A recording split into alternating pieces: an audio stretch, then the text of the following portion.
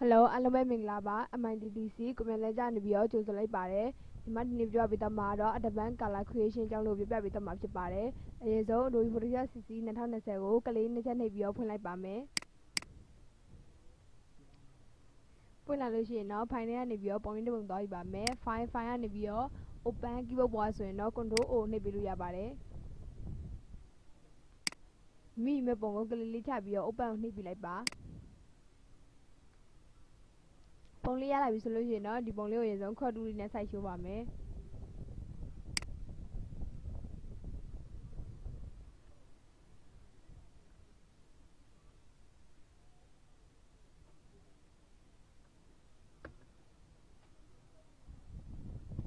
ပြီးရင်ပတ်လူးလေးနဲ့ထိထုတ်ပါမယ်ပတ်လူးလေးကိုယူလိုက်ပါ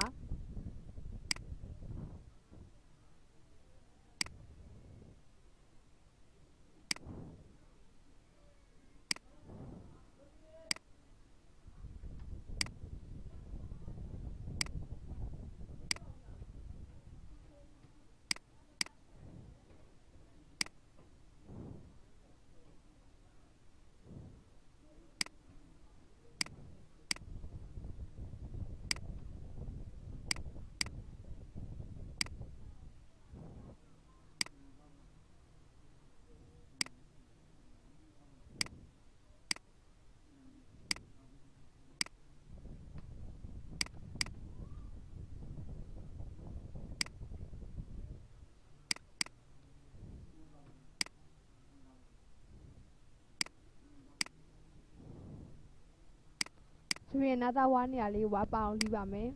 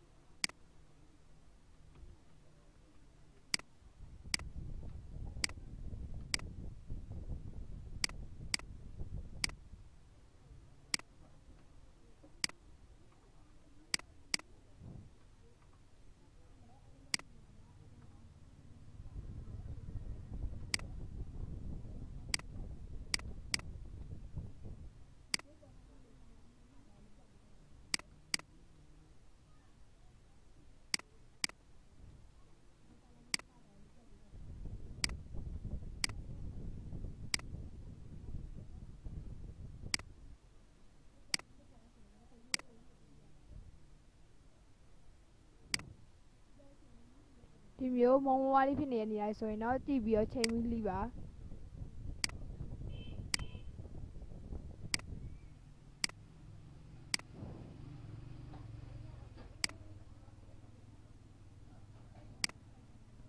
ရက်ကလေးထောက်ပြီးတော့ Make Selection ပေးပါမယ် Make Selection ကို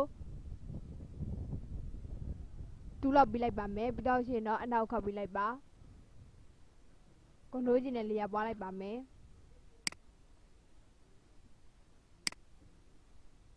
ဒီကလေးဟာလေးကိုပတ်လူးလေးနဲ့ဖြတ်ထုတ်ပါမယ်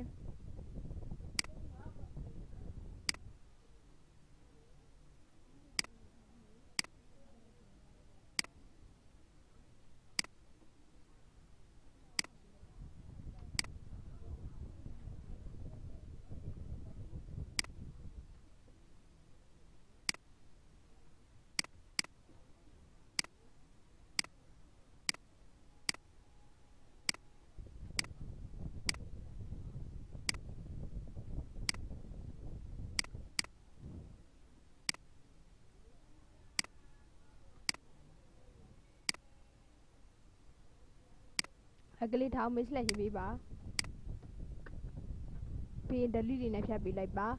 selection လေးကိုဖြတ်ချင်တယ်ဆိုရင်တော့ select ကနေပြီးတော့ဒီ select ဆိုပြီး selection ဖြတ်လို့ရတယ်လို့ keyboard ပေါ်ဆိုရင်တော့ Ctrl D နဲ့လည်း selection ဖြတ်လို့ရပါတယ်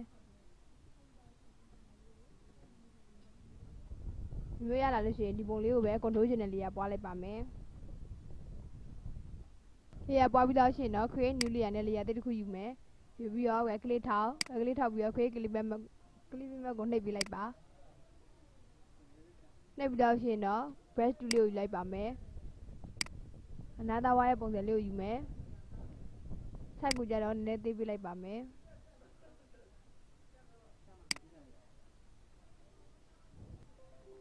ဖိုကောင်းကာလာလေးမှာဒီမှာစပင်ရောင်လေးဒီရောင်လေးထားလိုက်ပါမယ်ပြီးတော့ရှင်တော့ okay ကိုနှိပ်ပြလိုက်ပါ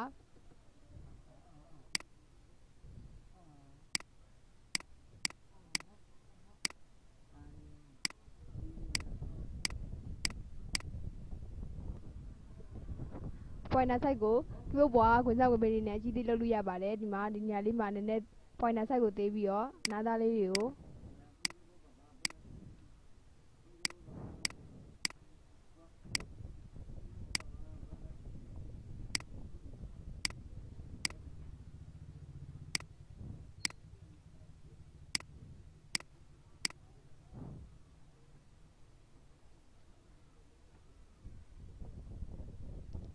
ဒီလိုမျိုးလုပ်ပြီးသားရှင်တော့ဒီဟာလေးကို control E နဲ့ပေါင်းပြလိုက်ပါမယ်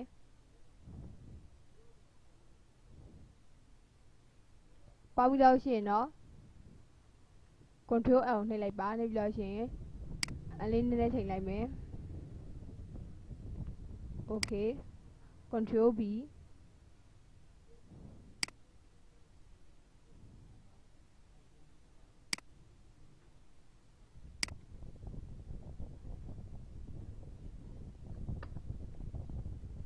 ဒီလိုရှင်တော့ဒီကလာလေးကို control ကျင်တဲ့လေးကပွားလိုက်ပါမယ်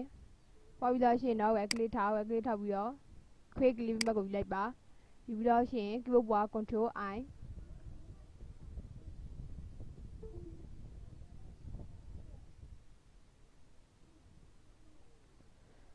fader တွေကနေပြီးတော့ other ဆိုပြီးတော့ high ဘက်ကိုနှိပ်ပြလိုက်ပါ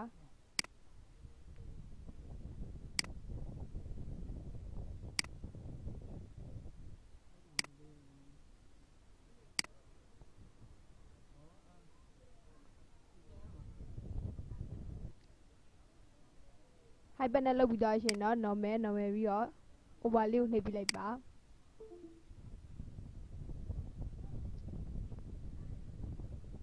နှိပ်ပြီးတော့လို့ရှိရင် create new layer နဲ့ layer တစ်ခုယူပါမယ်အဲကြောင့် layer တစ်မယူခင်ဒီ layer လေးကို fader တွေကနေပြီးတော့ other ကနေပြီးတော့ high ဘက်1.2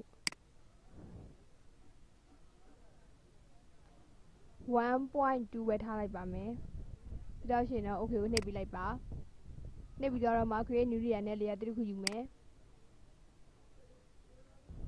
fader တွေကနေပြီးတော့ blur gradient blur ကနေပြီးတော့နည်းနည်းဝါးပေးလိုက်ပါမယ်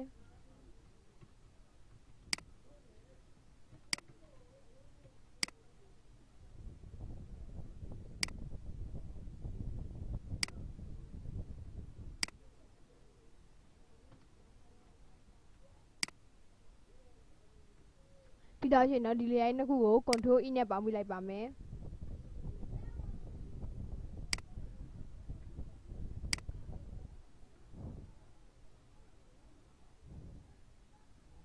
ပေါင်းပြီးတော့ရှင် create new layer နဲ့နောက်ထပ် layer တစ်ခုယူလိုက်မယ်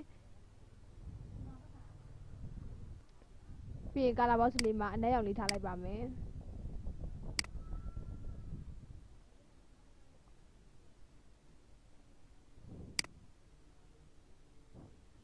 လူ layer ရဲ့အောက်ကိုချပေးလိုက်ပါမယ်ထပ်ပြီးတော့ရှင်တော့ fader တွေကနေပြီးတော့ banner ဆိုပြီး cloud ကိုနှိပ်ပြလိုက်ပါဒ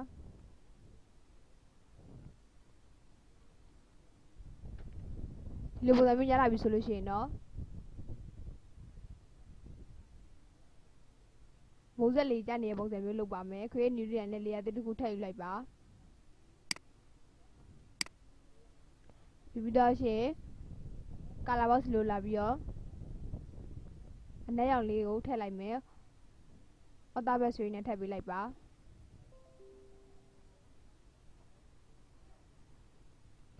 ထည့်ပြီးတော့ရှင်တော့ fader တွေကနေပြီးတော့ noise ဆိုပြီးတော့ add noise ကိုနှိပ်ပြလိုက်ပါ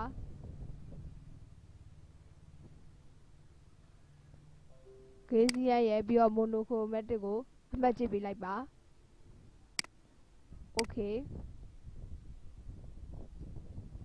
နောက်တစ်ခါ fader တွေကနေပြီးတော့ blur ဆိုပြီးတော့ gradient blur ကိုယူပြလိုက်ပါ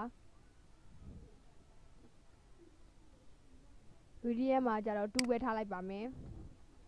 ပြီးတော့ရှင် okay ကိုနှိပ်ပြလိုက်ပါနှိပ်ပြီးတော့ရှင် rectangular မှာခွေးတူးလေးကိုယူလိုက်မယ်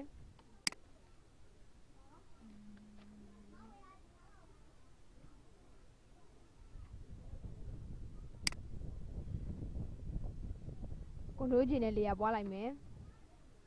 ပွားပြီးတော့ရှင်တော့ဒီအောက်က layer လေးကိုမျက်လုံးမိတ်ထားလိုက်မယ်မိတ်ပြီးတော့ရှင် move tool ကိုယူမယ်ဒီအကွက်လေးကိုပုံကိုအပြည့်ချထားလိုက်ပါမယ်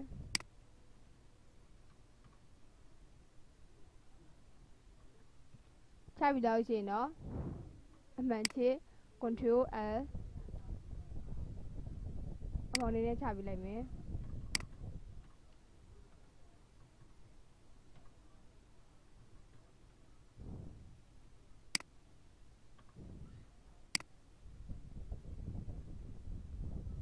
ချပြီးတော့ရှင်တော့ okay ကိုနှိပ်ပြလိုက်ပါနှိပ်တော့ရှင် fader တွေကနေပြီးတော့ blur motion blur ဆိုပြီးတော့ angle ကို60နှစ်ပဲထားလိုက်ပါမယ်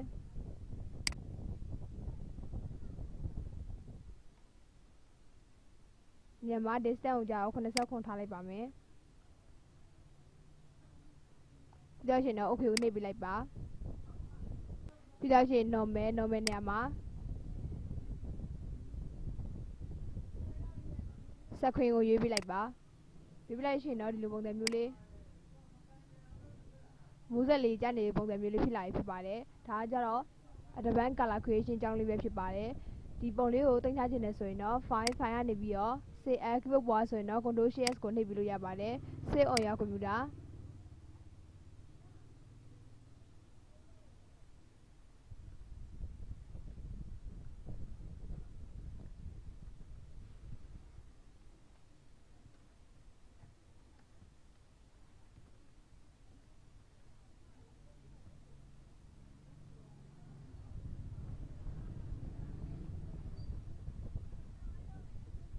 ရှင်ဒီပုံလေးကိုပြန်ပြီးတော့ပြင်သေးရဆိုရင်တော့ PSD ဖိုင်လေးနဲ့တင်ပြရမှာဖြစ်ပါတယ်ညီမကတော့ပြန်ပြင်တော့ဆိုတော့ JPEG ဖိုင်လေးနဲ့ပဲတင်ပြလိုက်ပါမယ်ဒီပတ်ပြီးတော့ရှင်တော့ save ကိုနှိပ်ပြလိုက်ပါ quality မှာကျတော့စနစ်ဖြစ်နေရပါမယ်ဒီမျိုး color Advanced Color Creation အကြောင်းလေးကိုနားလည်မယ်လို့ထင်ပါတယ်ဒီသင်ခန်းစာလေးကိုကြားနေတတ်တယ်ဆိုရင်တော့ like and subscribe လုပ်ဖို့လည်းမမေ့ပါနဲ့ဦးเนาะကြည့်ရှုပေးတဲ့အတွက်လည်းတယောက်ချင်းစီတိုင်းကိုအားလုံးကျေးဇူးတင်ပါတယ်